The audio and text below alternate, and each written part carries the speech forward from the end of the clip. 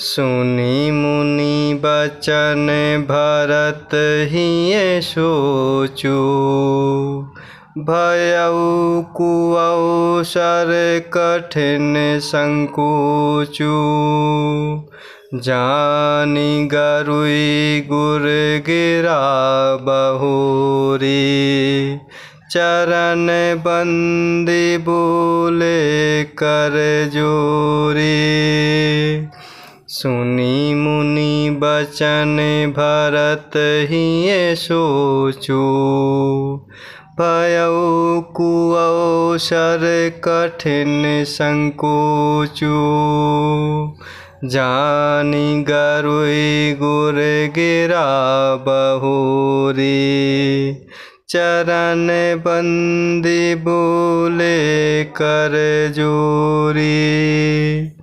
और इस प्रकार मुनि श्रेष्ठ भरद्वाज जी ने भरत जी का समाधान करते हुए कहा, अब आप लोग हमारे प्रेम प्रिय अतिथि बनी और कृपा करके कंदमूल फल फूल जो कुछ हम दे रहे हैं उन्हें स्वीकार कीजिए।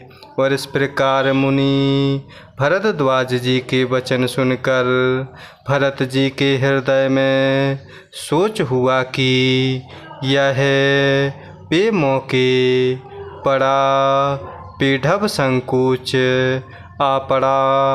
फिर गुरुजनों की वाणी को महत्वपूर्ण अर्थात आदरणीय समझकर चरणों की वंदना करके हाथ जोड़कर बोलते हैं, सिर धरि आयसु करिए तुम्हारा। परम धर्म यहु नाथ हमारा। भरत बचन मुनि बर मन भाए। सुचि सेवक शिष निकट बुलाए। सिर धरि आयसु करिए तुम्हारा। परम धर्म यहु नाथ हमारा। भरत बचन मुनि बर मन भाए। सुचि सेवक शिष निकट बुलाए।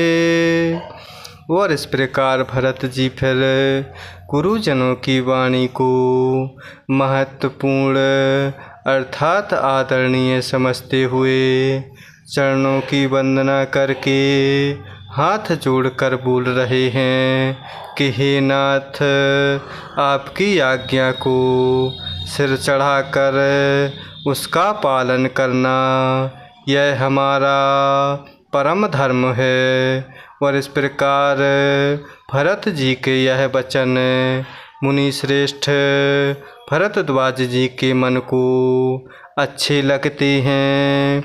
और इस प्रकार उन्होंने विश्वास पात्र सेवकों और शिष्यों को पास बुलाया। चाहिए कीन्ही भरत पहुनाए। कंद मूल फल आनहु जाए। भले ही नाथ कहि तिन्ह सिर नाए। प्रमोदित निज निज काज सिधाए। चाहिए कीन्ही भरत पहुनाए। कंद मूल फल आनहु जाए। भले ही नाथ कहि तिन्ह सिर नाए। प्रमोदित निज निज काज सिधाए।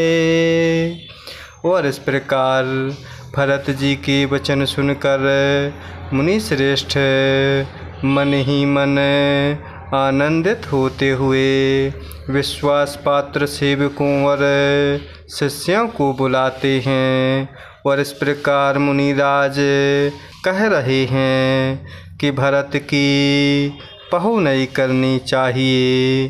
जाकर कंदमूल फल लाओ।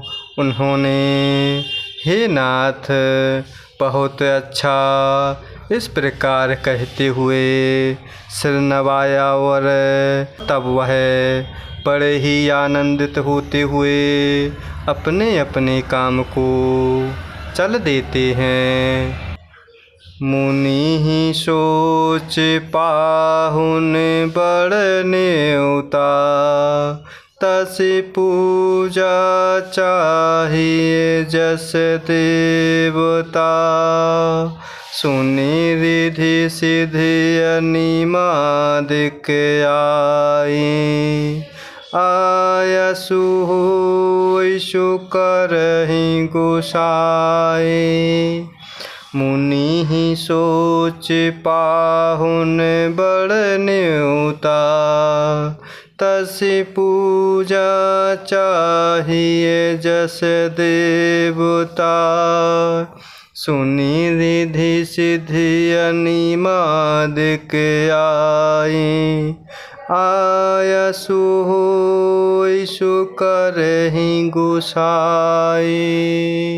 और इस प्रकार मुनि जी के सेवक हे नाथ बहुत अच्छा कहते हुए सिर नवाकर बड़े ही आनंदित होते हुए अपने अपने काम को चल देते हैं।